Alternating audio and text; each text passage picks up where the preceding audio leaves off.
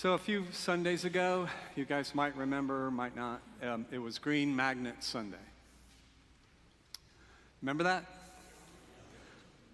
Good, good. This is going to make a lot more sense if you remember that. So out at Lakeshore, Susan Conway led us in these daily affirmations that the kids of the school do every single day, from the littlest to the oldest. Some of you guys are out there, so you'll have to do it again, but I think it's worth doing again because when we did them out there, it felt really, really good. And it's call and response, okay? Call and response. So you want to do it? All right. Okay. And I'm going to add a little bit in from the reading from Romans, just because we're in church and you're supposed to, right?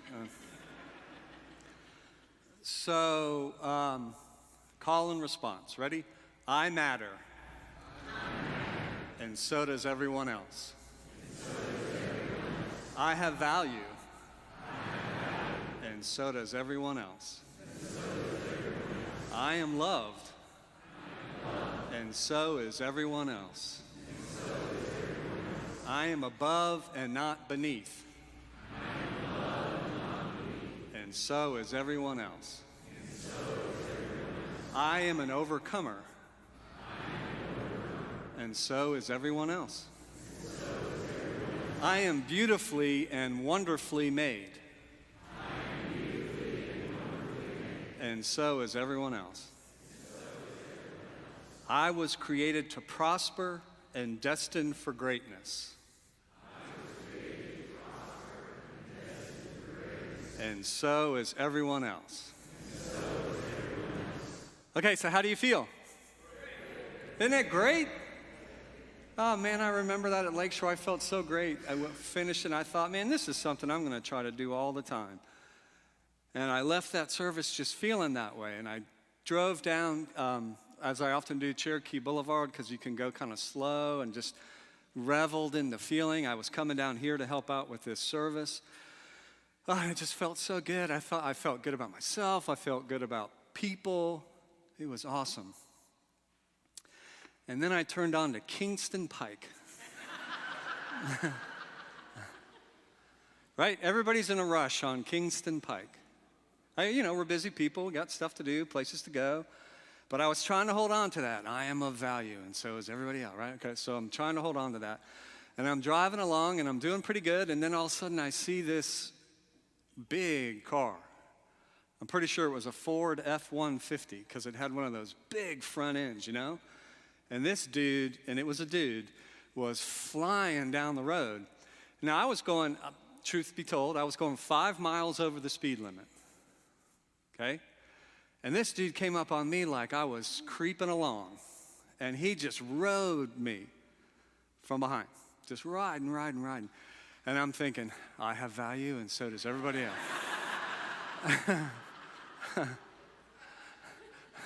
And that lasted for a while, and then it was like, I have value, but not this guy behind me. He's the exception. And then after that, I was like, oh man, those affirmations, they're fine for elementary school children, right? But in the real world, where it's each person for him or herself, it just doesn't fit, right? Is that right? Yeah, I don't know. I hope not. But I'm just being honest. That's part of what was going on in my head. Don't be naive. Don't be naive. And he was probably thinking the same thing about me, right? Then I remembered what a wise person once told me. She said, Tom, if you're waiting for people to be perfect before you see the good in them, it'll never happen. And that's true for yourself too. If you're waiting for yourself to be perfect before you see the good in you, it'll never happen. She said, why don't you try this. Start with trying to see yourself and others for all that they are, rather than for what they are not. She said, what I mean is, celebrate who someone is before you start criticizing them for who they are not. Start there. Even if they annoy you, start there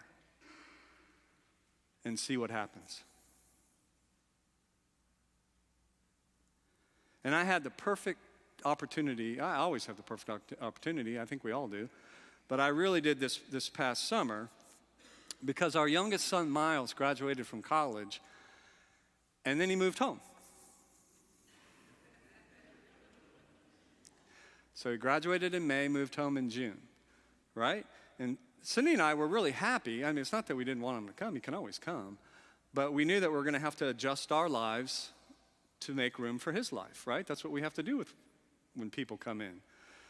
And I was just getting used to having my own bathroom, you know? So I was so happy about that, and okay, well. And the other thing is, when we live together, what I'm talking about gets put to the test all the time. I think the people who are closest to us are the hardest sometimes to remember they have value too. They're loved too, right? So we went through the summer. And once again, it goes both ways, because I can only imagine how hard it was for him to come home and now have to live with his parents, who ask him questions every day that he doesn't probably want to answer. Where are you going? Who are you going to be with? Blah, blah, blah, right? Just what he wants to hear. Well, this went on throughout the summer. And then this past Friday, we took Miles to the airport.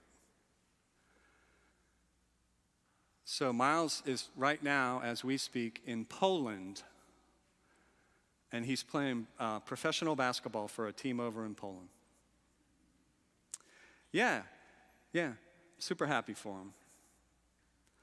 But as we stood there in the airport, just standing there, like, don't go. Stood there just watching him go through security and then just kind of disappear into the airport terminals. We stood there watching that.